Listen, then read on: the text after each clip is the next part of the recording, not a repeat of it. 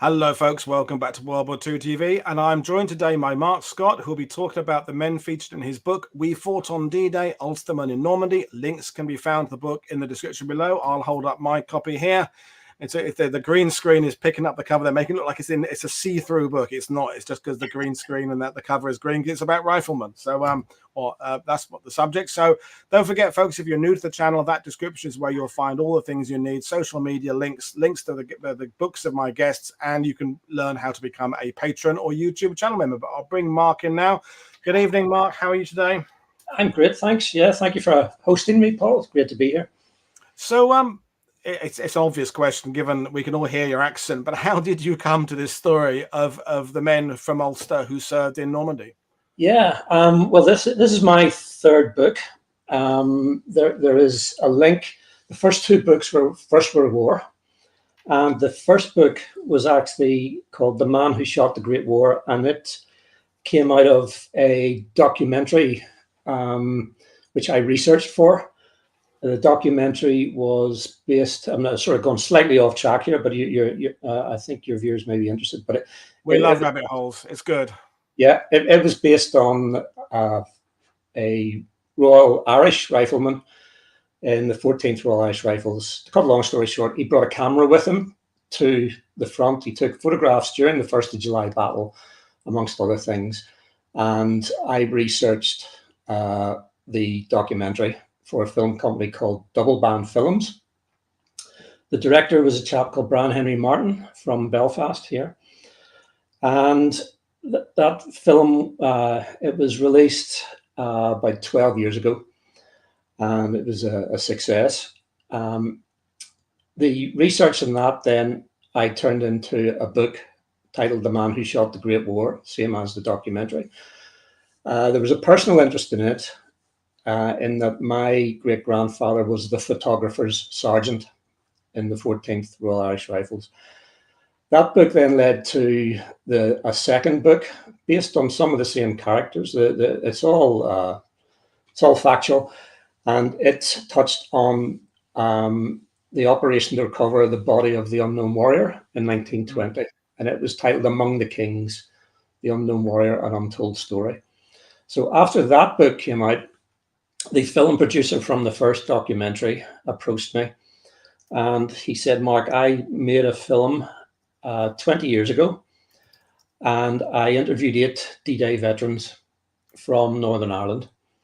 And he says, you understand now, but in making a documentary, typically we would film over 20 hours of footage for a 50-minute TV slot. So he said, basically, I've got about 20 hours of unused interview material from these guys. And bear in mind that they were interviewed 20 years ago. They've now all passed away. And they were around about 80 years of age then, you know. So, and he said, do you want this material? Of course, I said, yeah. And that was during lockdown, COVID lockdown. The material itself had been originally recorded on Betamax professional format. And if you know what that is, you'll be giving away your age. And we had to get it transferred onto hard drive. So that was done during lockdown. And for about the last 2 years, I've immersed myself in it, transcribed the interviews, and I tried to go behind what they had said in the initial documentary, and tried to see if there was anything else there that I could bring out, which thankfully I have been able to do. So this is really the book. This book, We Fought on D-Day. It's really about these 8 guys, and really it only covers the first week or so, you know, up until probably, well, till the liberation of Caen, around about the 11th, 12th of July.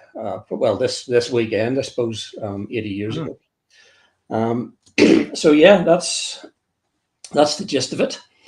The slides that we can see now, I can run through them. Basically, the guys in the story, they recount their whole experience, right from their home life through training, the various types of training they undertook, You have to remember the Royal Ulster Rifles. They were the only British Army regiment to deploy an airborne and seaborne battalion on D-Day, which is something that I'm quite proud of, obviously being an Ulsterman.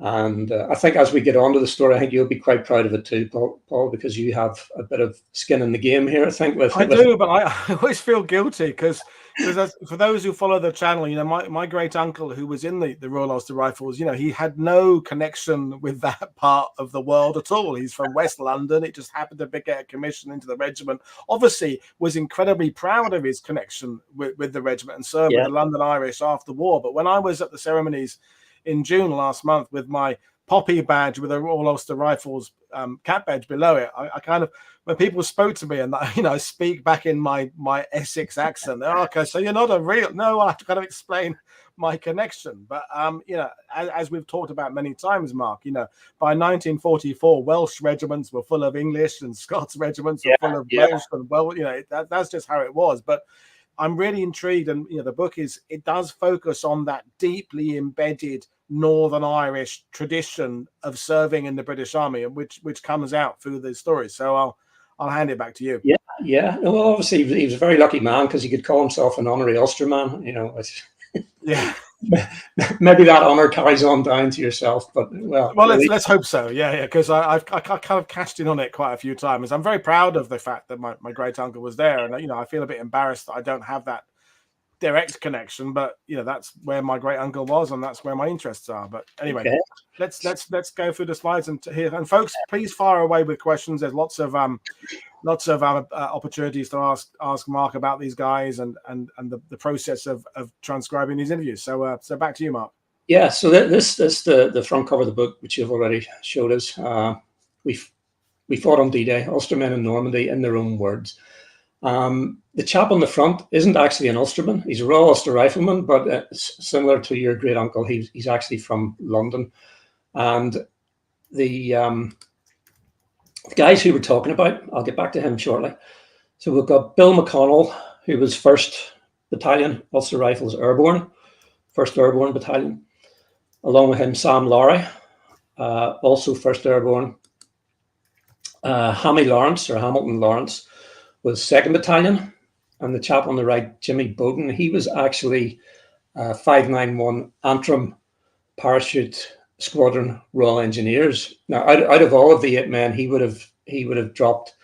The other airborne guys were glider borne, but this guy was actually a paratrooper. He parachuted in, and his job was to help take down the Rommel's asparagus defences, which were poles with teller mines on top, and they were designed to prevent an airborne landing using aircraft or gliders. So he went in with 591 Antrim Para Squadron to do that. We've got Marty Vance and Robert Loughlin. Again, they were both 1st Airborne Battalion guys. And last but not least, Richard Keegan, and Stanley Burrows. And they were 2nd Battalion. So the 2nd Battalion landed on Sword Beach. The 1st Battalion went in by glider just north of Ronville. And Jimmy Bowden, he landed west of the Orne, slightly off target, and had to make his way to Ronville to start clearing the landing zones for the gliders. So that's really the core of the information that I had. I found out that there's, in particular, Stanley Burrows here. There's 1 or 2 of the guys who were a lot more eloquent and a lot more forthcoming, I think, during the interviews than others. The interviewer, Brian Henry Martin, he had to break down this sort of code of silence that I think most of your viewers will have experienced or heard of, you know, where the veterans don't talk about anything. In the case of these guys, until they were actually in and around 80 years of age, you know, which is amazing. And then for whatever reason, they probably had a chat amongst themselves and decided just to go for it, you know, and they downloaded everything, if you like, during the interviews.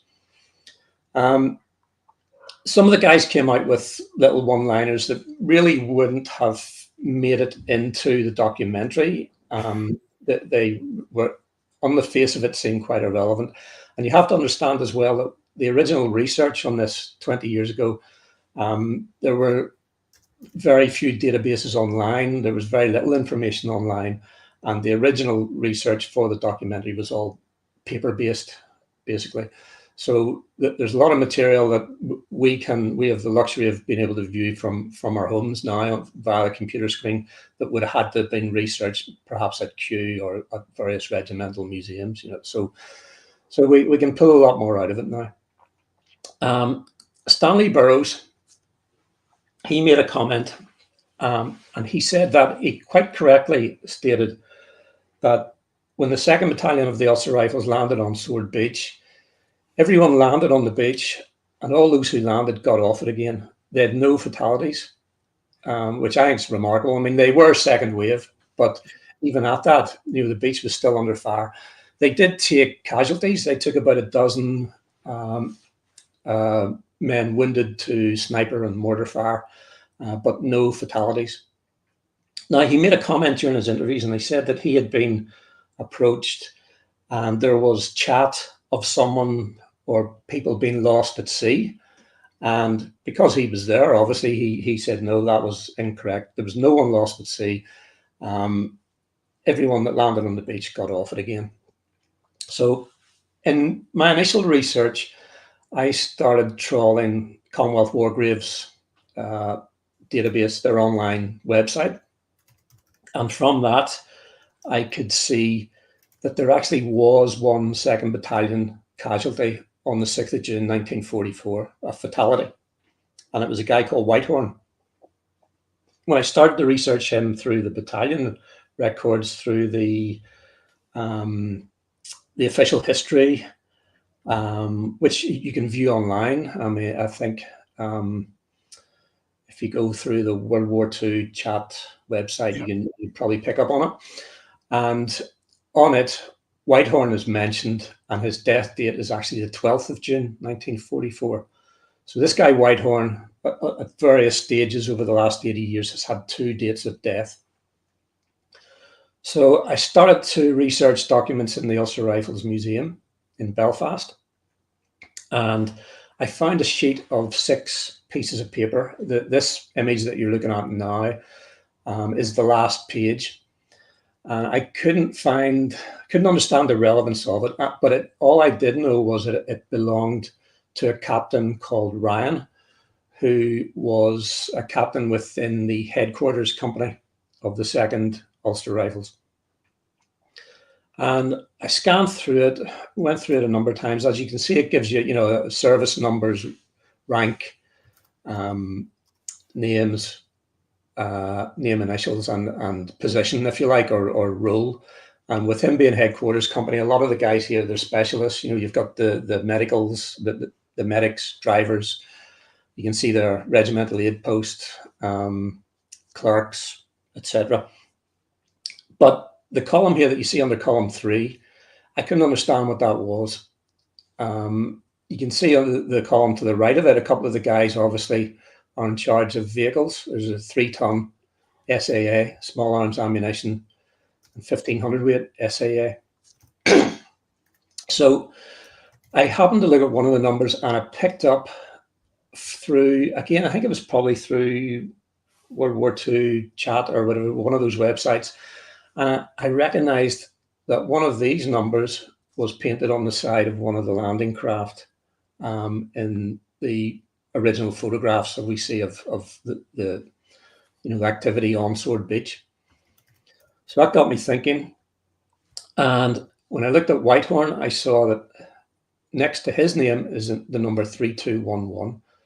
So I started to think that this was an embarkation list drawn up by Captain Ryan for all his guys, really, you know, which ship they were due to land on. So I did a bit more research, and I found that 3211 actually referred to, it was the code serial number for a ship. It was a Liberty ship called the SS Sambit. And the Sambit was part of, I think it was landing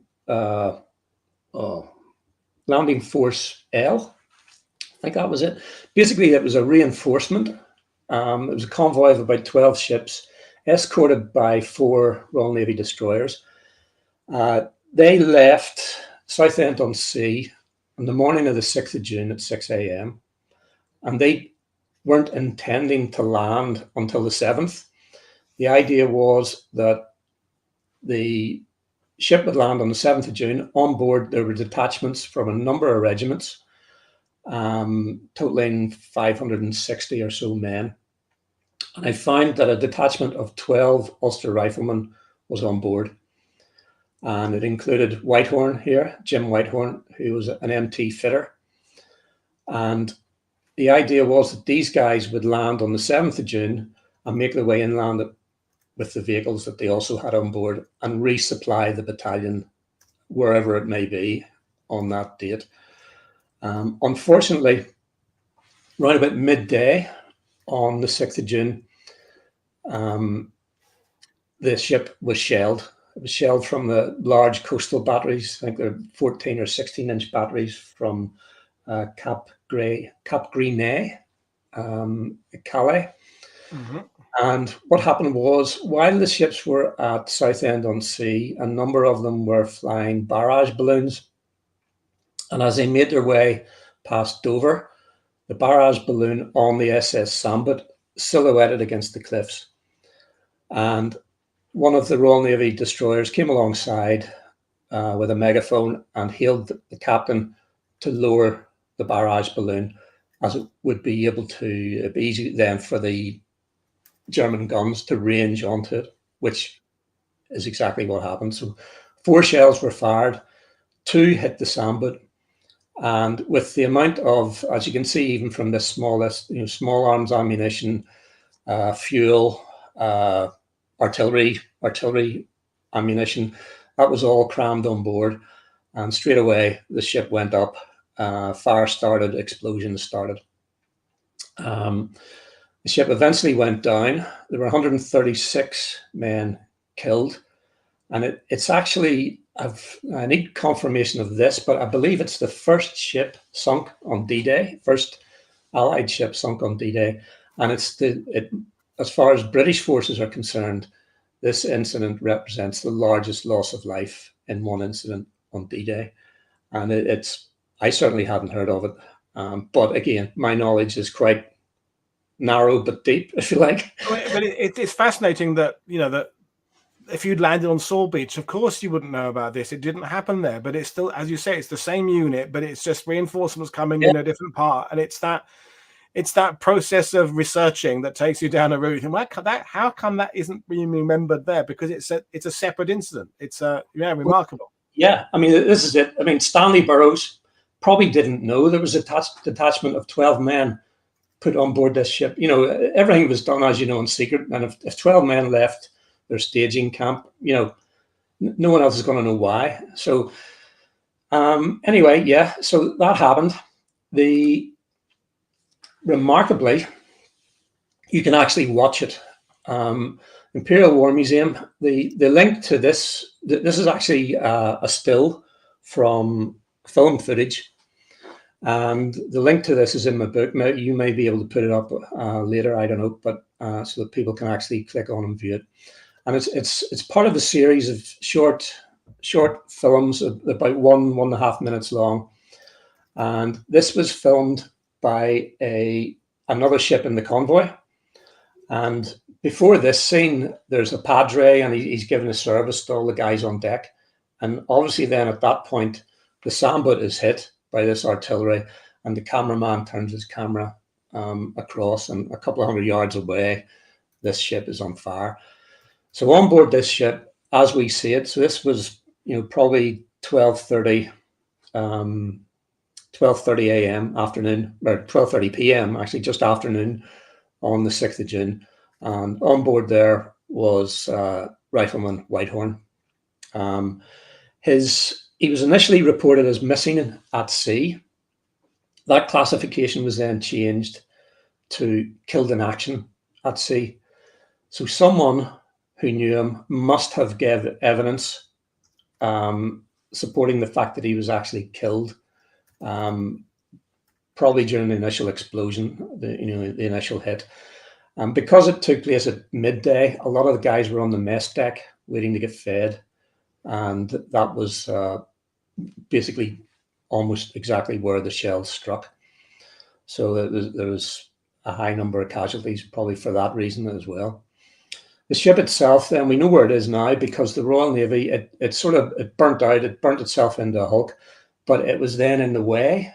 Channels had been cleared for mines, and this was then blocking one of the channels. So the Royal Navy themselves actually torpedoed it and sank it to get it out of the way, and made a record of exactly where it is. You can log online if you search for SS Sambit on like diving sites. I mean, guys have gone down there and filmed it, divers. So it's, we know where it is.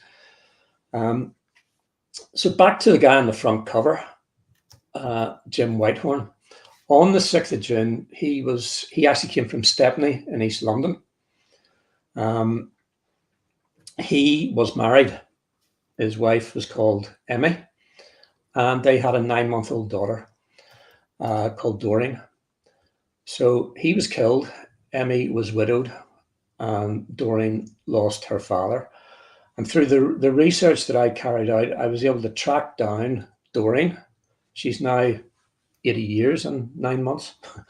And I was lucky enough to meet her last month for the first time.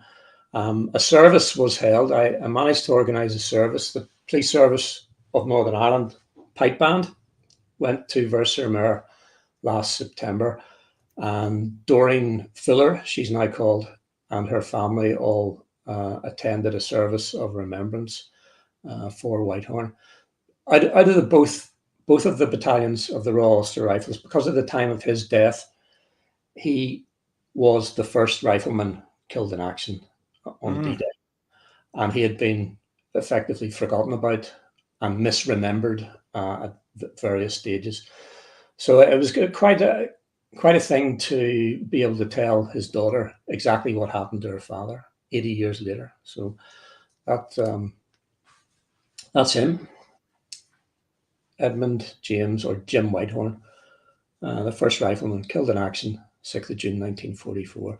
So I was quite pleased to have drawn this out of the original material, if you know what I mean. It's something that if I hadn't bothered to look at this, he would still have been forgotten about. So I like that sort of thing, that remembrance thing, if you like. It's absolutely brilliant stuff, Mark. And I've just found the link while you've been talking. I've found the link, so I'll put it in the sidebar, folks, to the Imperial War Museum footage. So, yeah, amazing stuff.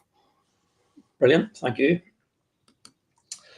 So the 1st Battalion landed just north of Ronville in their gliders, Horsa gliders, after the German defences, the Rommel's asparagus had been taken down. Apparently some of them weren't really that well put up to begin with. I think what happened was the Germans began to run out of telegraph poles, and they were starting to use like trees and saplings and things, but so the glider runways were cleared. Let's see just where I am. Yeah, okay. So this takes us down to Bill McConnell, 1st Airborne RUR. He lied about his age to join the battalion. He trained initially here in Northern Ireland, and he survived the war, obviously, because we interviewed him. And he ended up being the regimental sergeant major when he left the service. Quite a strong stalwart. He remained in the various associations, regimental associations, basically until he died, and was very well respected by the guys in the Royal Irish Regiment, today, which is the antecedent regiment of the Ulster Rifles. So Bill landed north of Ronville. As the next morning, there's a couple of stories that Bill's involved in, which are in the book. There's quite a hairy story where he takes part in a reconnaissance in probably the early hours of the 7th of June where him and 4 others and a captain called Martin are driven into Caen by a Maquis commander, a resistance commander, who I believe is a doctor, or was a doctor from Longueval. So he drove the guys in. They got out at Caen. The captain headed off and did whatever captains do on reconnaissance, and left Bill and his mates standing basically beneath the citadel there in Caen for about 20 minutes. He returned. They all got back into the lorry, and the resistance guy drove them back. And I think it may be, when you look at the broader historical picture, that there is evidence that intelligence was passed from the 1st Battalion to the 2nd Battalion on the other side of the Orne. And originally, the idea was that they would cycle to Caen and take it in maybe 2 or 3 days. The reality was it took over a month. Yeah. So I think that may have been based on partly based on the information that was gleaned during that initial reconnaissance, because Bill McConnell would state that there was a full garrison of German soldiers at Caen, which isn't surprising really. But so Bill, then the next morning they got up and they started to move through Ronville and head towards Longueval. They immediately became under sniper fire from the church tower at Ronville. And as you can see, it's not like really maybe an English or even a church and tower or church and steeple that you would get here. The tower here, it's a separate building. And you can see it there in the photograph. It's not joined to the main building. So they came under fire from the tower. Bill McConnell himself was a sniper. So the boss brought him up and said, right, get rid of that sniper. The story's actually corroborated from the other side of the river by Jimmy Bowden, the 591 Royal Engineer guy. As he was moving off the next morning, he noticed the ground beside him started to fly up and realized that he was actually under sniper fire from this same tower, just the other side, So this guy was a bit of a problem. Bill McConnell was brought forward, and basically he took the sniper down. When you listen to it in his interviews, he actually gets really quite cut up about it, and bear in mind that was 60 years on. And he basically just said, I took him down. What we do know was Bill was instrumental in establishing the 2 memorials that are there today. That, well, you've been to them. One in Longueval and the other one at Caen on Plain. And he did a lot of work in getting those built and getting the various permissions for it. And from 1992, he returned to those memorials to take part in the various ceremonies that took place there. And as far as I know, Mark, they're the only memorials where they are the same style from, as you said earlier, the only regiment had an airborne battalion and an infantry battalion, and they're exactly the same style. They have the regimental cap badge in the middle, because most of the monuments to the 6th Airborne units kind of have as you understand, a kind of a 6th Airborne flavour to them, and then the ones, the 3rd Division, have kind of a different flavour. But the 2 Royal Rifle ones are the same, just in different locations. They're about 15 miles apart, maybe less, but certainly that by road, maybe less by the crow flies. I mean, Bill sourced the reason for that. The stonework and the masonry was all sourced by Bill from a guy here in County Antrim. So they were both done together. They're both established and built together. So from 1992 on, Bill returned here. The film crew brought him back in 2003 to make the documentary. The documentary, by the way, I should have mentioned, it was rebroadcast on BBC Two, BBC Two Northern Ireland on the 6th of June past, which means now you can tune into it on iPlayer and watch the high definition version, if you like. You can pick up a few scratchy versions on the internet, but the proper one you can log into and watch. Now, Brian Henry Martin the producer, they filmed Bill just sort of the image that you're looking at now. If you sort of turned 45 degrees left, you would see the Airborne Cross, little Airborne Memorial. And Bill laid a wreath at the Airborne Cross, and they filmed him doing it, and took a few takes, and they got their footage, and they said, right, that's a wrap. We'll pack everything into the car. And as they were packing away, Bill went to his bag and he pulled out another wreath, and he walked through. You can see maybe a little gap between in the wall. You can see it there between the tower and the edge of the main building. Walked through there, walked between the two buildings and to the far wall of the cemetery, which would have been the old church cemetery, I suppose, the old civilian cemetery. But there's a line of war graves along it. So Brian didn't really, he didn't know Bill that well then. He hadn't broken down that, that confidence barrier. And he sort of thought, what's this guy doing? And he followed him from a distance. Bear in mind, all his film kit had been packed away. And he thought, what's this guy doing? And he pulled out a second wreath from his bag and he laid it at this grave on the right here, which is a German grave. These are my photographs, and I purposely took them with a 1945 German Leica camera, as if I'm sort of back at the scene, if you know what I mean. You pick out why if you read the book, but it gives them that edgy feeling. But this is the grave of the German sniper who Bill actually took down, in his words, the man he killed. And every year from then until he passed away, he returned and laid a wreath at this grave, which sort of it's a bit. It's incredibly moving, and we've done a lot of. Obviously, we don't what's the word I'm looking for? We completely denounce the terrors of the 12th SS and the other units like that, the fought in Normandy, the SS, and the ideology of the Third Reich, but there often were these stories of at least respect from soldiers on opposite sides in that conflict, and this that story exemplifies that type of respect that two men who were trying to shoot at each other could have, and that he always laying a wreath on the German who was shooting at him. It's an extraordinary story.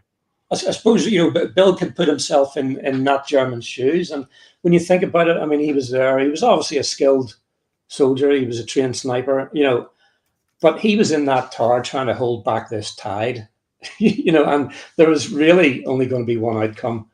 And if it wasn't Bill, well, actually, what Bill said in an interview was that if he hadn't have brought the sniper down, they would have brought up a 6-pounder gun and took down the whole tower. And when they did go in and pull the sniper out, they found 2 captured British wounded paratroopers. So they would then have been killed,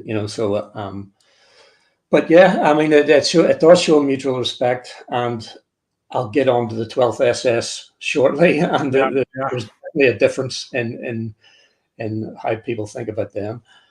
But that was just the other thing, really, the back here, back in Northern Ireland, the fact that the Royal Ulster Rifles even took part in D-Day isn't generally known.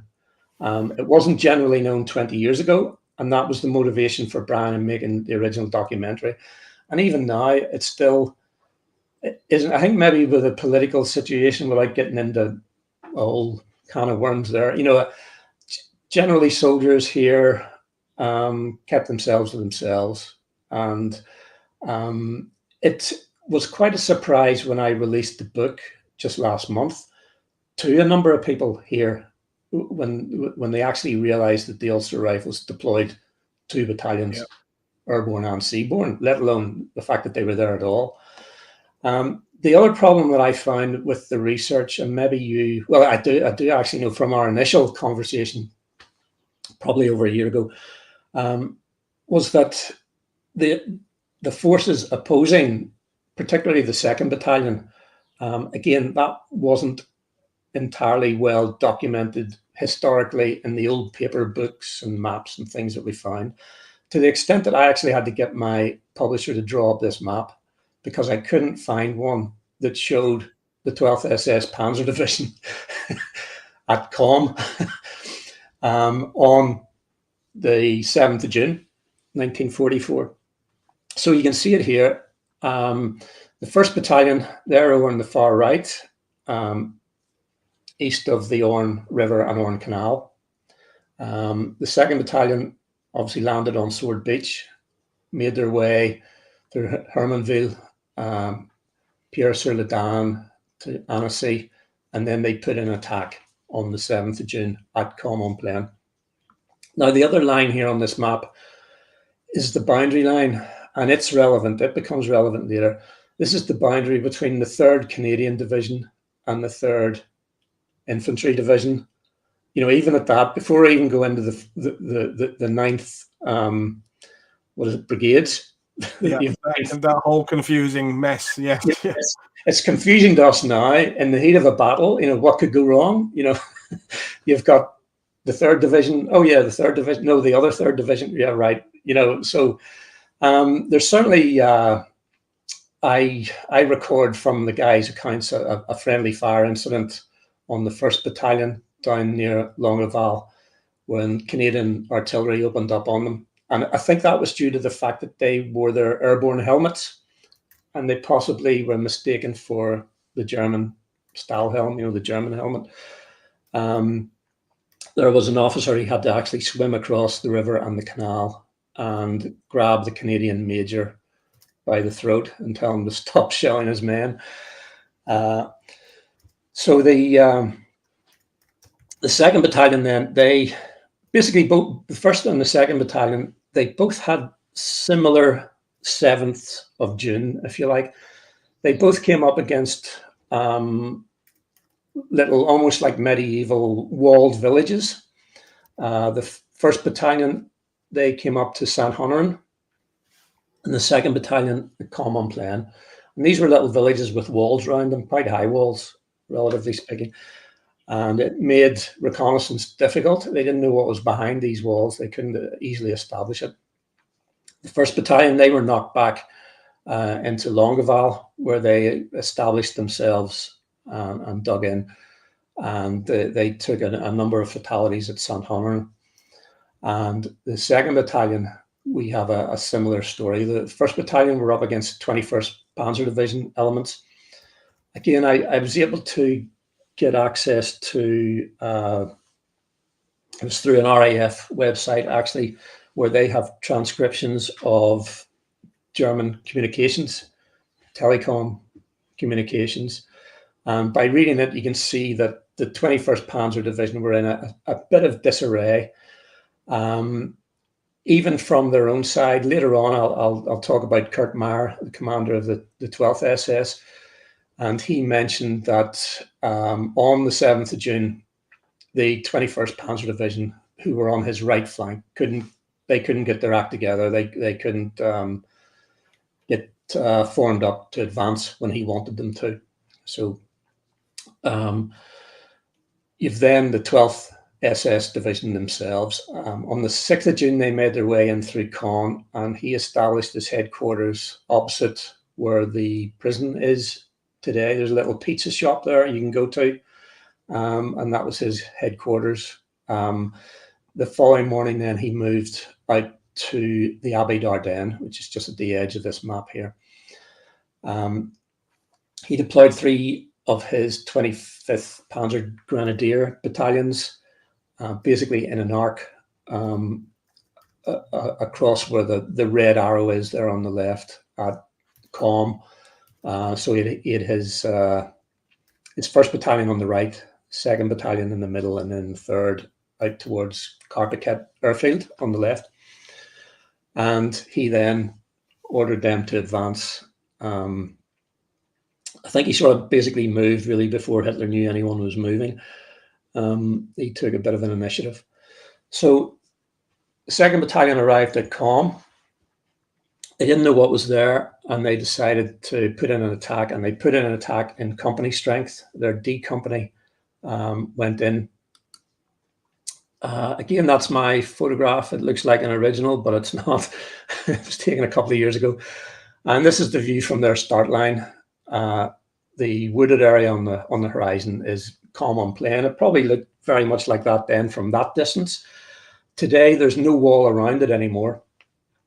And the line beneath the tree line would have been a little railway line. So there would have been a sort of ditch, an embankment, railway track, a further ditch, and then this wall, which went right around the village. The roadway to the right now is actually, it's called Chemin de Royal Ulster Rifle. Yep. And it ends basically at a little staggered crossroads where the memorial, the 2nd Battalion Memorial is today, and then the cemeteries behind it, basically. So they put in an attack from here. As you can see, a lot of dead ground, about 14 or 1500 meters.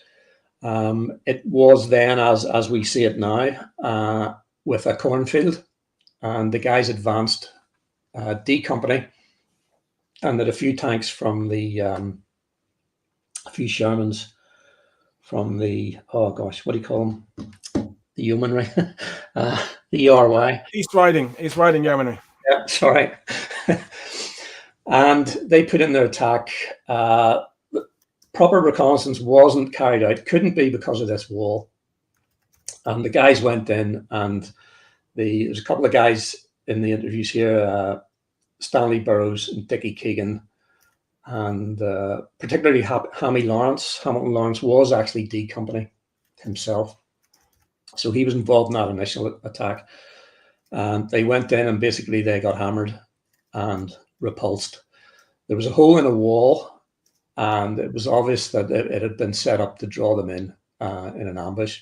And they found out later that the Germans there had, it was the 12th SS, that they managed to recover a sleeve insignia with the Hitlerjugend embroidery on it. So that highlighted who they were against. So basically, there's one officer, Captain Allworth, and 16 men were killed, quite a number of casualties. Stanley Burrows made the comment. This is just from, just sideswipe slightly, but this is the original map from Kew from Kurt Meyer's prosecution file, basically his war crimes prosecution file. And he was asked to point out his headquarters positions and point out the positions of his 3 Panzer Grenadier battalions on the 7th of June. And he marked them in the 3, you can see the 3 arcs in red, just below Com. So he was asked to do that. So that sort of gave me the evidence of who was there, if you like. Over in blue, very faint, you can see that he is marked at 21, 21st Panzer Division, out to his right flank. So Stanley Burrows, he made a comment that the guys went in on the 7th of June, D Company. They were repulsed, and there were 4 men who were left wounded. They couldn't get them out of behind the wall. Actually, there was quite a thick forest, quite a thick wooded area. It's not like that today. It has thinned out considerably. And there's houses, there's actually modern, well, relatively modern housing there. So they left these 4 guys. 2 of them were actually, I've now discovered, 2 were medics, which fits the story, if you like. So it appears that 2 men were wounded. 2 medics went in to try and help them, and they then also became casualties. So you had 4 men in there that they couldn't retrieve, and they were left wounded. And Stanley stated that Colonel Harris, who was the commander, told him that the 4 men were later found, each shot through the head, each murdered, executed, whatever way you want to say it. Now, when you think about that, you know, first thing is Colonel Harris, when he discovers this, isn't going to say, Private Burrows, my office, and give him a briefing. So you have to put this in context. First of all, it's hearsay. Secondly, it's probably been told to Stanley, I would say maybe years and years later at an association dinner or something like that, it's come out in conversation. Stanley mentioned that another one of the guys, Dickie Keegan from Lurgan in Northern Ireland, he also made reference to this incident. He said there were 4 men left behind, and when they returned, they found them executed. But then at the end of that little comment, he says, Stanley told me. So it's back to Stanley again, and it's back to hearsay. So the question was, did this happen? This is the map. This is the basically the planning map for a second assault. So once the battalion pulled D Company out of Com, they moved further down that parallel to the lane that I showed you into Annecy. That Chemin de Ulster Rifles is the little dotted line here that we see. So they headed into this village, Annecy. They regrouped on the 8th of June, and on the 9th of June, they put in a battalion strength attack. They had Royal Navy artillery, they had Royal Artillery, they had the Middlesex Regiment in support, and they had Royal Engineers. So they put in more of a substantial attack, and also the East Riding Yeomanry in strength this time, not just 1 or 2 tanks. And they put in the assault again on Com, and this time they managed to take the village, again with a number of casualties amongst all of those support troops, not just Ulster Riflemen. In fact, there were as many supporting troops killed as there were Ulster Riflemen on that day. Yep. Although the RUR have the credit, if you like, for taking Com, they didn't do it on their own. So, of course, the guys returned, and they found the 4 bodies of these 4 men who had been left in a ditch at the edge of the village. So the question is, did this happen? There's no mention in the war diaries. There's no mention in the regimental history. So I'm left with 2 accounts of which are hearsay. Evidentially, they don't stack up. So did this thing happen or not? So that then leads me to the chap, and I'm showing you this photograph, not really for the, the photograph was taken at the liberation of Com, which is great. Again, it's 2nd Royal Ulster Rifles that did that on the 11th, 12th of July. But I'm not showing it for that reason. I'm showing it for the guy in the centre, who is, Paul, do you want to tell us? Yes, my great uncle Cyril. Yeah. Just always love seeing the photo. And or when you were talking about that, the second attack into Combompain, I was just thinking of being there whatever age I was, and I was first there with him, talking about that assault there and how they felt they were kind of picking up from what happened to D Company a couple of days earlier, and how they were both kind of keen to get the job done, but they were also anxious about it, of course. And his recollections of that whole thing, it's incredibly personal story. But back to you. It's your show, not mine. So we've got Lieutenant Cyril Rand, Paul's great uncle, is that right? Yeah. Yep. So again, I trawled the Ulster Rifles Museum to try and find some sort of corroboration to this incident. Because what we have here, it's with a war crime. The 4 men murdered by the 12th SS Panzer Division. And when you look at the 12th SS, that was very much par for the course for those guys. They murdered wholesale. They have previous, and they had subsequent. Yeah. So I found a diary written by Cyril Rand, and I went through it, and sure enough, there he was describing returning or going into Commonplain on the 9th of June. and discovering the 4 bodies in a ditch, each with a gunshot wound to the head. So we have an officer, a respected officer, writing in his diary, which is a contemporaneous record. It was a contemporaneous record at the time, and he describes basically the finding the bodies of these 4 murdered men who had been wounded. You know, they had bullet wounds to the head, but they had their initial wounds as well, which weren't fatal. So it then leads to the story, you know, who were these guys? I discovered then that when you check the Commonwealth War Graves records, and the easiest way for you guys, if you want to do it at home, log on to the website and search for Captain Aldworth of the 2nd Royal Ulster Rifles. And you'll see him in La Deliverance Cemetery. And if you go to the click on his entry and go to the concentration report, you'll see him there on part of a list with a few of the other guys that were killed on the 7th of June. And you'll see his original burial site with a grid reference. And basically the bodies were exhumed and moved to La Deliverance. But initially they were buried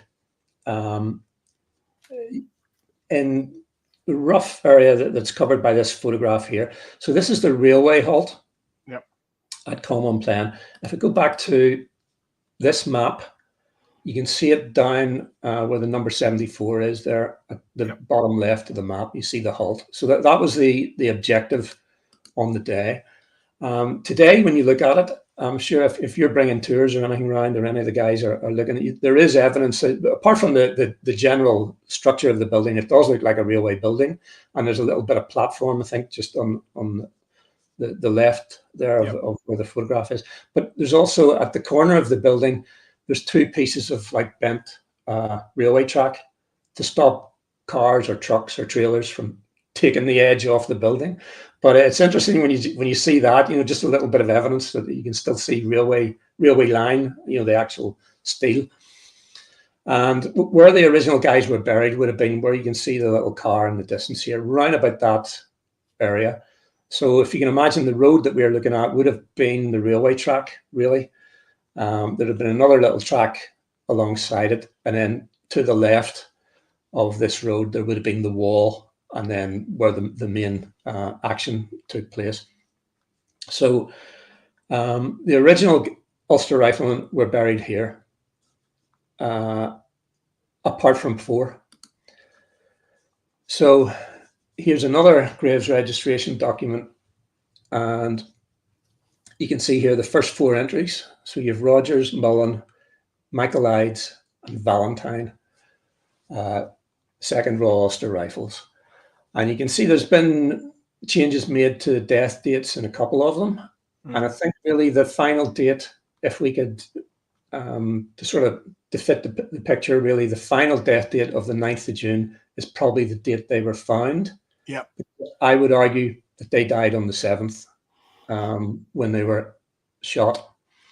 If we go to the right, you can see here that the grid reference of where they were found on the Calvados, or the Con sheet 7F2 map, which again you can go online. If you just search for that, it'll come up. A version will come up. You'll be able to log in and work it out yourselves. 030754. And when you look at that grid reference, it's actually at a place, you may know it, Paul, but it's on the original maps it was called Cazelle, and the location today, it's actually a place called Park Viking. It must be a sort of an amusement park or something like that. But on the original map, it was like a little wooded area, a couple of miles away from Com. Yep. I believe what has happened here, that was the location of the brigade headquarters. And I believe the 4 bodies would have been brought back there and a post-mortem perhaps carried out, and they would have been buried there. So basically, these 4 men were buried separately from everyone else who was killed at Common. And they were then reburied quite sadly, I think. They were in they're in La de Liberon Cemetery, but the plot that they're in is really the far side of the cemetery. They're not buried with their mates, you know.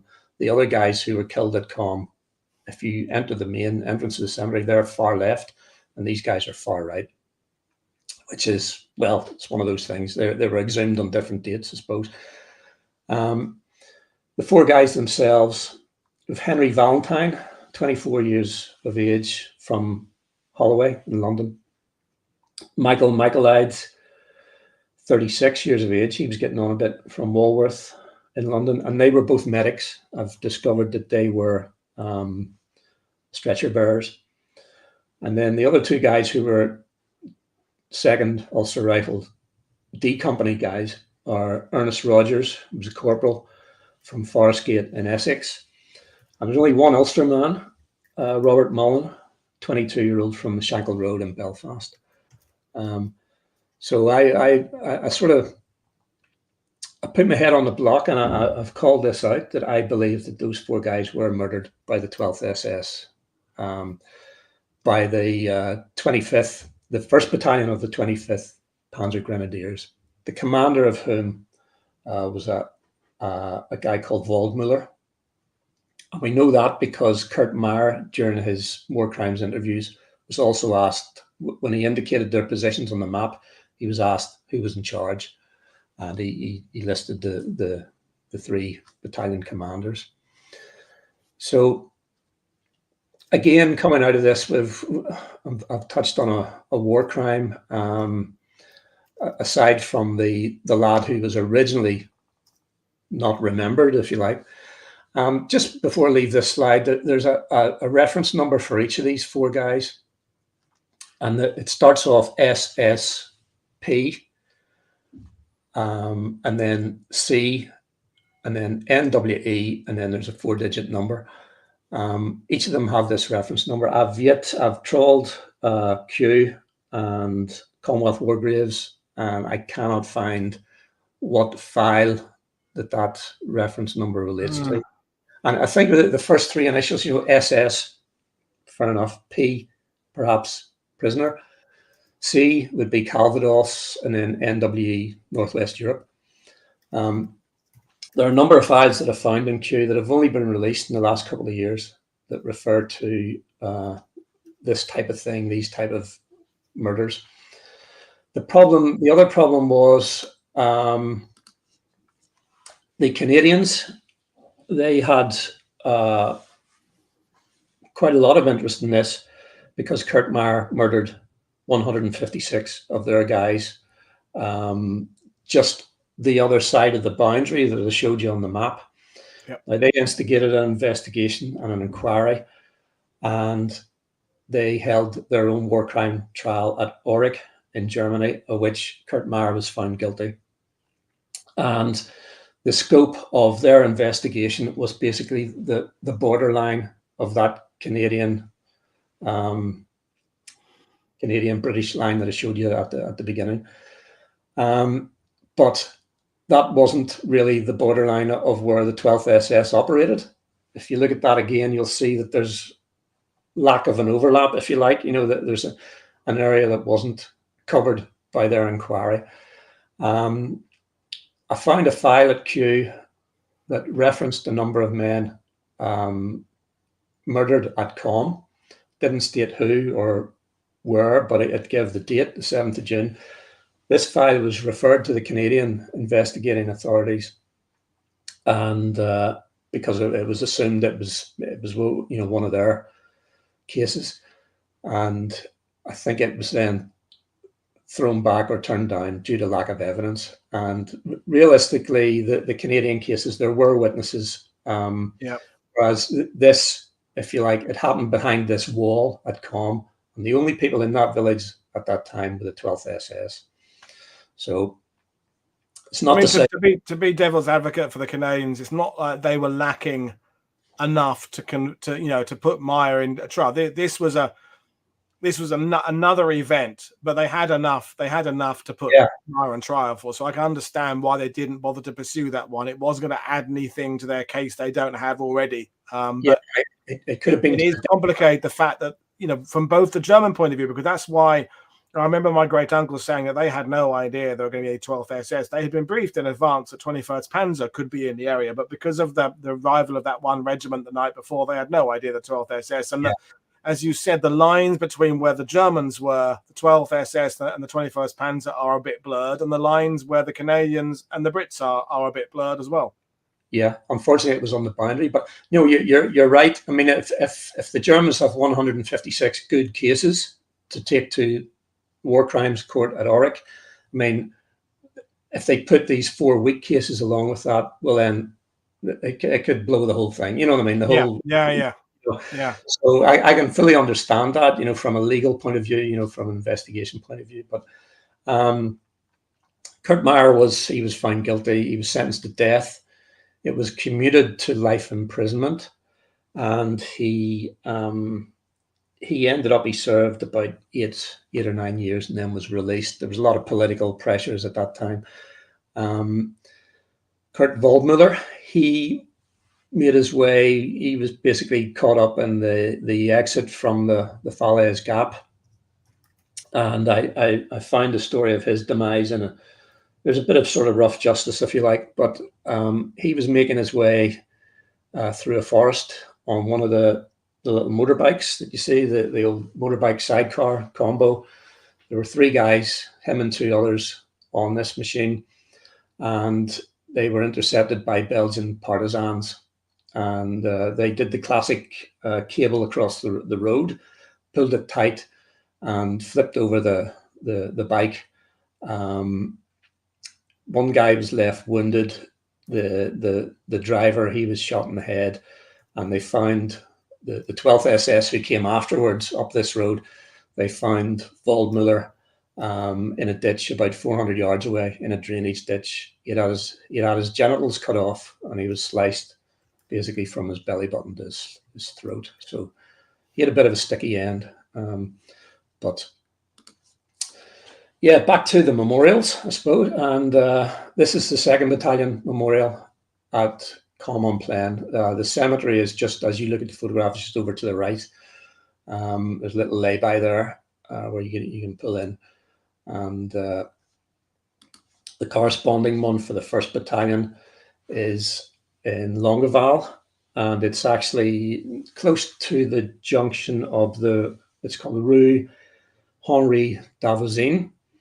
And I believe that Henri Davoisin was the French resistance operator that brought Bill McConnell into Caen on the early hours of the 7th of June.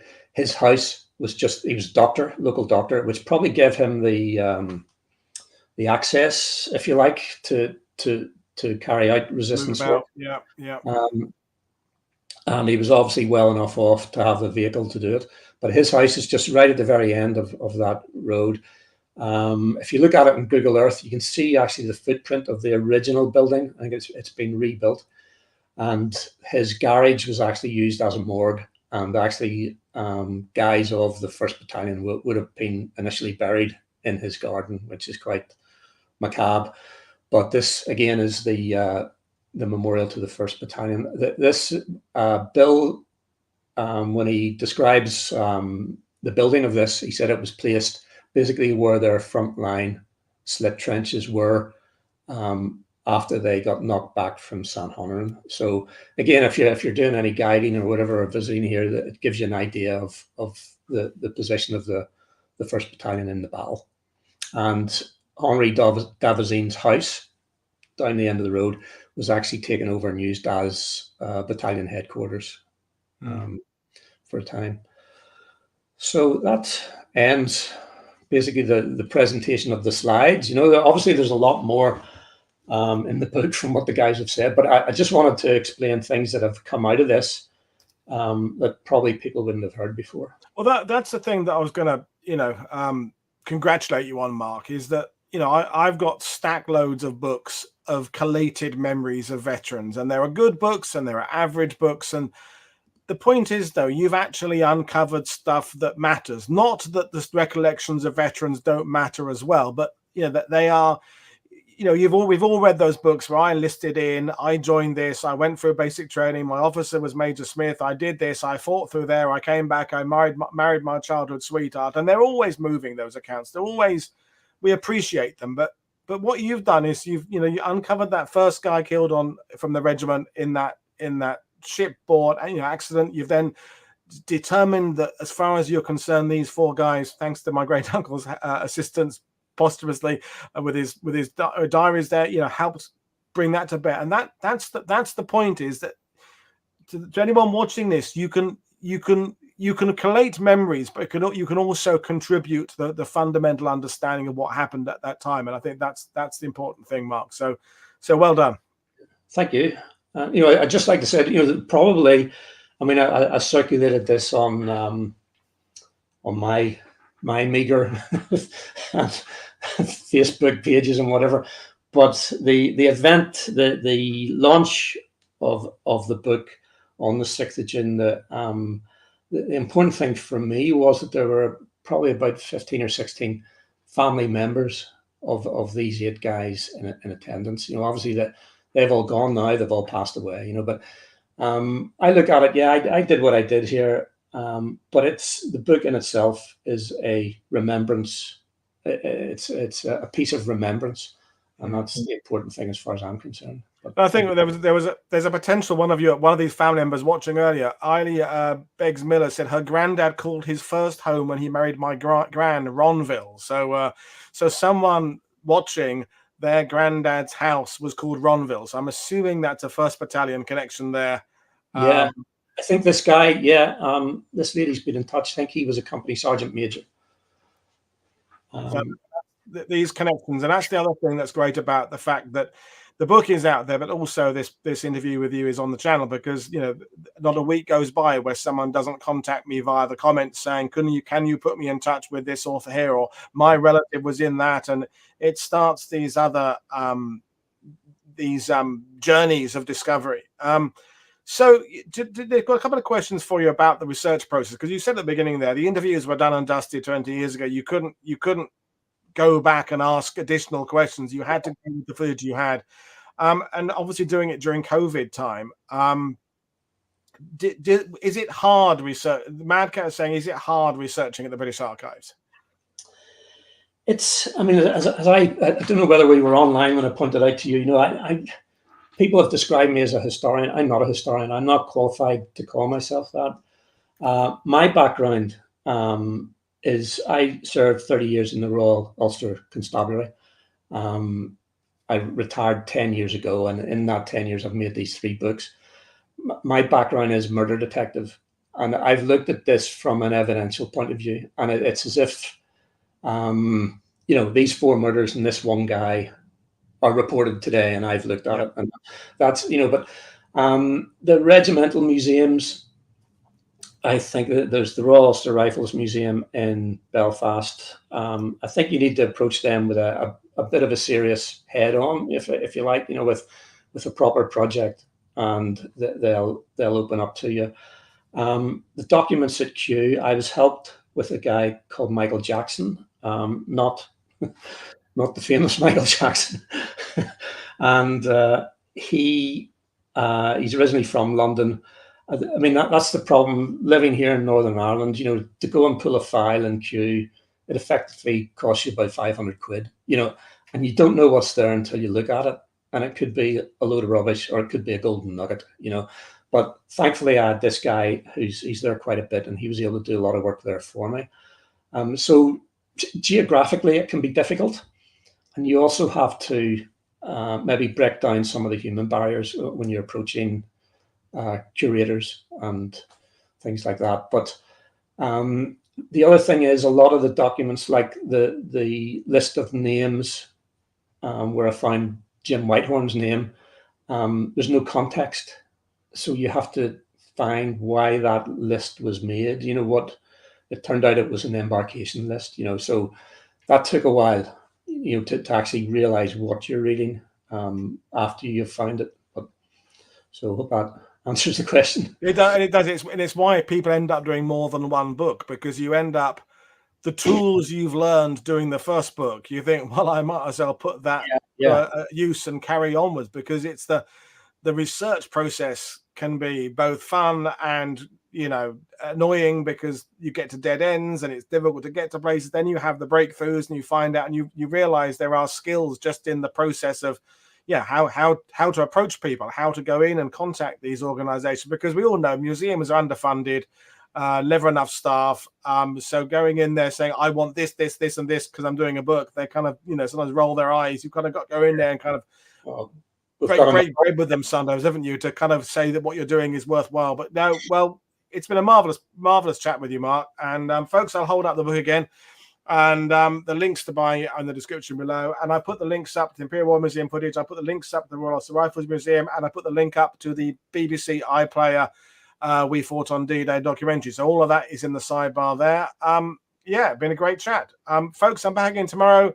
We are talking about D-Day again. Brad, who's in the chat there, OTD Military History, is on talking about the Canadian attack on Carpiquet Airport. So that will be tomorrow's show. So thank you again for your fantastic questions. Thank you again for your fantastic presentation. Folks, I will see you all again tomorrow. This is Paul Dad for World War II TV. Don't forget to click like and subscribe. Bye. Bye.